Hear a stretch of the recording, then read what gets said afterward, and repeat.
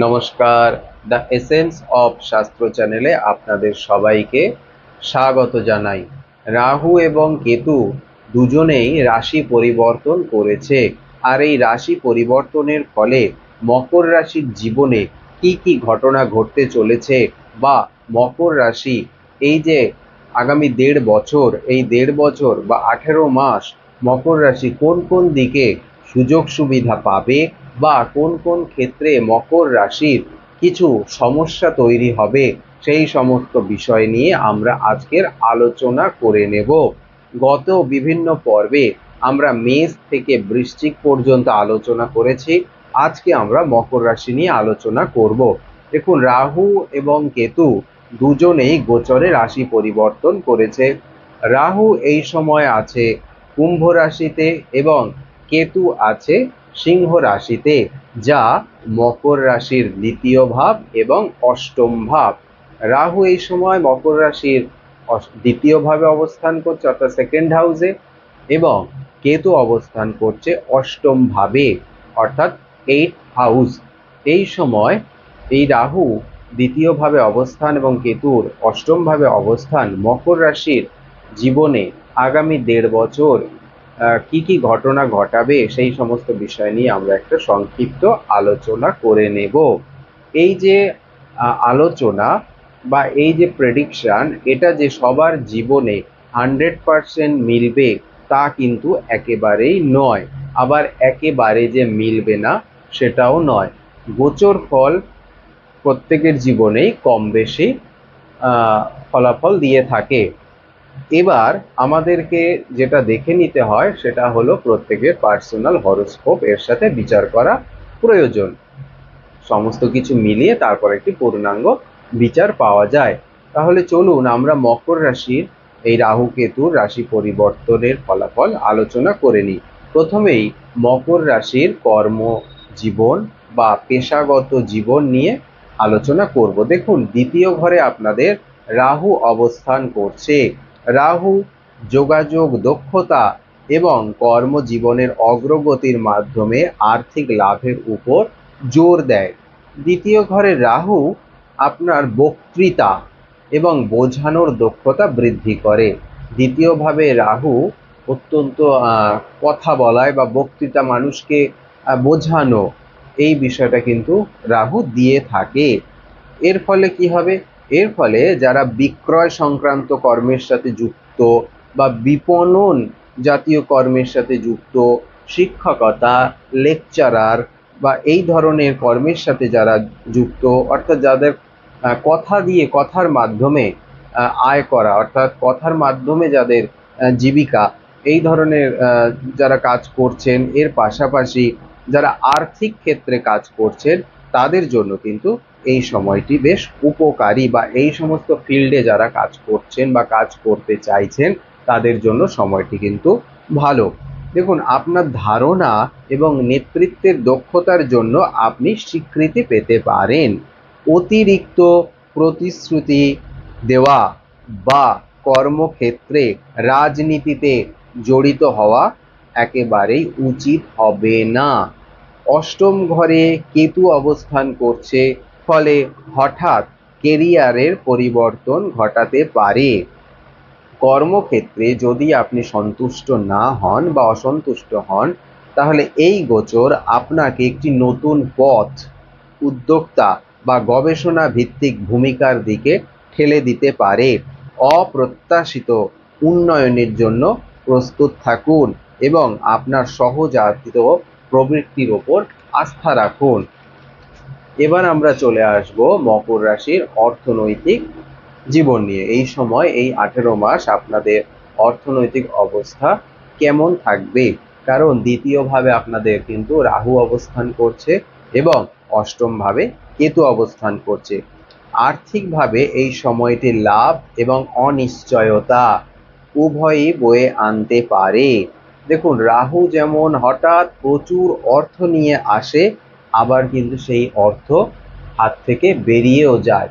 কারণ একটা জিনিস মনে রাখবেন, রাহু কিন্তু গলা কাটা, অর্থাৎ রাহু শুধু মাথা থেকে গলা, ধর নেই, অর্থাৎ রাহু যা কিছু গ্রহণ করছে তা গলা দিয়ে বেরিয়ে চলে যাচ্ছে, সেটা পেট অবধি পৌঁছচ্ছে না, কারণ দেহটাই তো নেই, গলা পর্যন্ত আছে। ফলে রাহু যা কিছু গ্রহণ করে তা আবার বেরিয়েও যায়। ফলে আপনি অনেক অর্থ হয়তো হঠাৎ দেখলেন অনেক অর্থ আপনার হাতে এসে গেল, কিন্তু সেই অর্থটি আপনি আবার ধরেও রাখতে পারবেন না। দ্বিতীয় ঘরে রাহু সম্পদ, সঞ্চয় এবং বুদ্ধিমান বিনিয়োগকে উৎসাহিত করে। আপনার বস্তুগত আরাম এবং বিলাসিতার চাহিদা থাকতে পারে। এই সময় আপনার মনে হয় একটু লাক্সারিয়াস জীবনযাপন করি, ফলে অর্থ ব্যয় হবে। যদিও আপনি একাধিক উৎসের মাধ্যমে আর্থিক বৃদ্ধি অনুভব করতে পারেন, বিশেষ করে যারা প্রযুক্তি, যোগাযোগ বা রিয়েল এস্টেটের মতো ক্ষেত্রে যুক্ত, তাদের আর্থিক লাভ হবে। অন্যদিকে অষ্টম ঘরে কিন্তু কেতু আছে, এটা কিন্তু সবসময় মাথায় রাখতে হবে। ফলে অষ্টম ঘরে কেতু থাকার জন্য লুকোনো ব্যয়, কোনো গুপ্ত ব্যয় আপনার থাকতে পারে, ট্যাক্স ট্যাক্স সংক্রান্ত ব্যয় থাকবে, এবং উত্তরাধিকার সংক্রান্ত বিষয়গুলি সম্পর্কে কিন্তু সতর্ক থাকতে হবে। ঝুঁকিপূর্ণ বিনিয়োগ বা গোপন লেনদেন এড়িয়ে চলুন, এটি পরে জটিলতার কারণ হতে পারে। দীর্ঘমেয়াদী নিরাপত্তার জন্য আর্থিক পরিকল্পনা এবং সঞ্চয় অত্যন্ত গুরুত্বপূর্ণ। এবারে মকর রাশির সম্পর্ক এবং পারিবারিক জীবন নিয়ে আলোচনা করে নেব। এই রাহু এবং কেতু মকর রাশির পারিবারিক জীবনের ক্ষেত্রে কি প্রভাব ফেলবে। দেখুন, এই সময়কাল আপনার পারিবারিক গতিশীলতা এবং যোগাযোগের উপর জোরালো প্রভাব ফেলবে। দ্বিতীয় ঘরে রাহু ভুল বোঝাবুঝি বা আর্থিক বিরোধের কারণে দ্বন্দ্ব সৃষ্টি করতে পারে। অর্থাৎ এই সময় আপনাদের দ্বিতীয় ঘরে রাহু আছে, ফলে আপনাদেরকে অবশ্যই আমি পরামর্শ দেব, যখন পরিবারের কোনো কথা বলবেন তখন একটু বুঝে শুনেই কথা বলতে হবে। হঠাৎ করে রেগে গিয়ে উল্টো পাল্টা মন্তব্য করা বা গালিগালাজ করে কথা বলা বা চিৎকার করে কথা বলা এড়িয়ে চলতে হবে। এটা কিন্তু সম্পূর্ণ আপনাকেই কন্ট্রোল করতে হবে, এটা কেউ কন্ট্রোল করে দিতে পারবে না। আপনার বুদ্ধি খরচ করে এই সময় আপনার পরিবারকে এগিয়ে নিয়ে যেতে হবে। অন্যদিকে অষ্টম ঘরে কেতু সম্পর্কের মধ্যে গোপনীয়তা বা মানসিক বিচ্ছিন্নতা তৈরি করতে পারে। আপনার কথার প্রতি মনোযোগ দিন এবং ধৈর্য ও কৌশলের সাথে আলোচনা করুন। মানসিক বন্ধনকে শক্তিশালী করা এবং সততা বজায় রাখা সম্পর্ককে স্থিতিশীল রাখতে সাহায্য করবে। অর্থাৎ পরিবারের লোকেদের সাথে কোনো রকম শঠতা করবেন না, কোনো রকম তাদেরকে কোনো কিছু গোপন করা বা তাদের লুকিয়ে কোনো কাজ করা, এসব কিন্তু করতে যাবেন না, তাহলে পারিবারিক জীবনে অশান্তি নেমে আসে এবং পারিবারিক সম্পর্ক কিন্তু নষ্ট হয়ে যায়। এবারে আসি স্বাস্থ্যের জায়গায়। এই সময় আপনার শারীরিক এবং মানসিক সুস্থতার জন্য বিশেষ মনোযোগের প্রয়োজন। দ্বিতীয় ঘরে রাহুর প্রভাবে অতিরিক্ত খাওয়া দাওয়া, গলা সংক্রান্ত সমস্যা, আর্থিক উদ্বেগের কারণে চাপ সৃষ্টি করতে পারে। দেখুন, দ্বিতীয় রাহু অত্যন্ত চাহিদা, রাহুর অত্যন্ত কামনা বাসনা, ফলে যেহেতু সে দ্বিতীয় ঘরে অবস্থান করছে, ফলে এই সময় আপনার অনেক জাঙ্ক ফুড বা এই বিভিন্ন যে হোটেল রেস্টুরেন্টের যে খাওয়া দাওয়া, সেইগুলোর দিকে ঝোঁক বাড়বে। ফলে এর থেকে কিন্তু আপনার শরীরে সমস্যা সৃষ্টি হবে। এছাড়া দ্বিতীয় ঘরে যেহেতু রাহু আছে, তাই গলা সংক্রান্ত একটা সমস্যা দেখা দিতে পারে। দ্বিতীয় ঘরে রাহু থাকার জন্য যেমন আপনার অর্থ আসবে, তেমন আপনি অর্থ ব্যয়ও করে ফেলবেন, ফলে এই সমস্ত দিকে একটা চাপ সৃষ্টি হবে। অন্যদিকে অষ্টম ঘরে কেতু রহস্যজনক স্বাস্থ্য সমস্যা, উদ্বেগ বা হজমের সমস্যা নিয়ে আসতে পারে। দেখুন, অষ্টম হচ্ছে আমাদের কিন্তু মৃত্যু ভাব। মৃত্যু মানে মরে যাওয়া, ওই মৃত্যু নয়, মৃত্যু মানে বিভিন্ন দিকের সমস্যা, এটাও এক ধরনের মৃত্যু। ফলে যেহেতু কেতু কেতু নিজেই একটি রহস্যজনক গ্রহ এবং ভাব হলো অষ্টম, সেটাও একটি রহস্যজনক ভাব, গুহ্য ভাব, গুপ্ত ভাব। ফলে কেতুর অবস্থানের কারণে আপনাদের কোনো রহস্যজনক স্বাস্থ্য সংক্রান্ত সমস্যা বা গুপ্ত কোনো অসুখ দেখা দিতে পারে। অবশ্যই এই সময় আপনারা কিন্তু ডাক্তারি পরামর্শ নেবেন।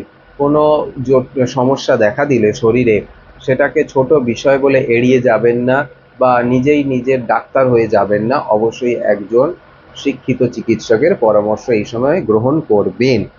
এছাড়াও আপনাদেরকে সচেতনভাবে খাওয়া দাওয়া করা, নিয়মিত ব্যায়াম এবং যোগ ব্যায়াম বা ধ্যানের মাধ্যমে মানসিক চাপ কমাতে হবে। অস্বাস্থ্যকর বা আসক্তিকর পদার্থ গ্রহণ এড়িয়ে চলুন। অর্থাৎ এই সময় যারা ড্রিঙ্ক করেন, অ্যালকোহল নেন, তারা এটি করবেন না। কারণ অষ্টমে কেতু আছে, এটা সবসময় আপনাদেরকে মাথায় রাখতে হবে। অষ্টম হলো কিন্তু খুব জটিল ভাব, সেইখানে কেতু আরো জটিল একটি গ্রহ। সুতরাং দুয়ে দুয়ে চার হতে বেশি সময় লাগবে না। এবারে চলে আসি শিক্ষার জায়গা। এই পরিবর্তন বৌদ্ধিক ক্ষমতা এবং বিশ্লেষণাত্মক দক্ষতা বৃদ্ধি করতে পারে।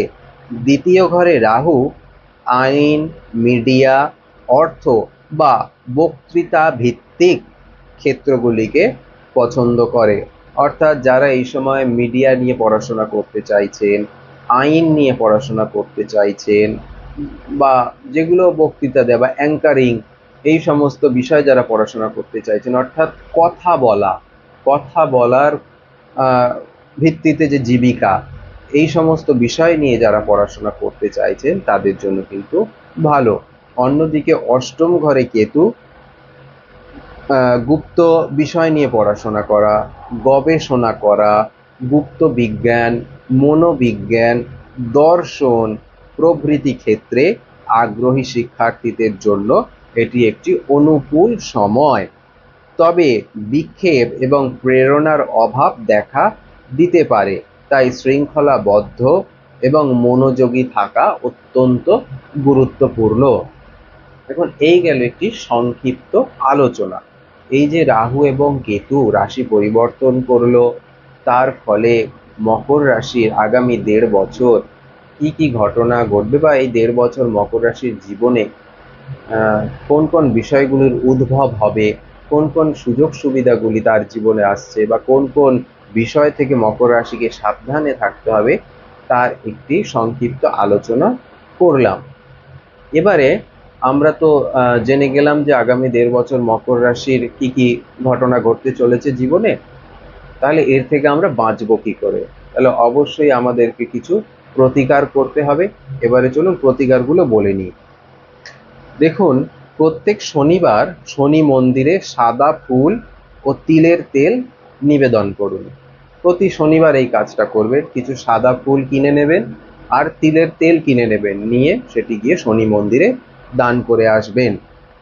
কোনো অভিজ্ঞ ব্যক্তিকে দিয়ে রাহু কেতুর শান্তি হোম করাবেন। সুস্থতার জন্য ধন্বন্তরী হোম অবশ্যই করান। শনিবার দিন দরিদ্রদের খাদ্য এবং প্রয়োজনীয় জিনিসপত্র দান করুন। অশ্বত্থ গাছে জল অর্পণ করুন। স্থির থাকার জন্য ধ্যান ও আধ্যাত্মিক অনুষ্ঠানে যোগ দিন। এই কয়েকটি প্রতিকার অবশ্যই করুন। আগামী 1.5 বছর দেখবেন ভালো মন্দ মিলিয়ে মিশিয়ে আপনাদের জীবন কেটে যাচ্ছে। সবার জীবনে যে সবসময় একেবারেই ভালো থাকবে তা তো হয় না। খারাপ ভালো, সুখ দুঃখ এই সমস্ত মিশিয়েই জীবন। ফলে আমরা শুধু ভালোটাকে নেব, খারাপটাকে গ্রহণ করব না, বা শুধু সুখ খুঁজবো, দুঃখকে গ্রহণ করব না, এটা হয় না। দুঃখ না থাকলে আপনি সুখের মর্ম বুঝতে পারবেন না। তাই যা বললাম এগুলিকে অবশ্যই মন দিয়ে শুনবেন, এবং কিভাবে এগোলে আপনাদের ভালো হবে সেটা আপনারা নিজেরাই দেখবেন, ঠিক করে নিতে পারছেন। এর পাশাপাশি অবশ্যই প্রতিকারগুলি করবেন। যদি ভিডিওটি ভালো লাগে তাহলে অবশ্যই চ্যানেলটিকে সাবস্ক্রাইব করবেন এবং ভিডিওগুলিকে শেয়ার করবেন, লাইক দেবেন। নমস্কার।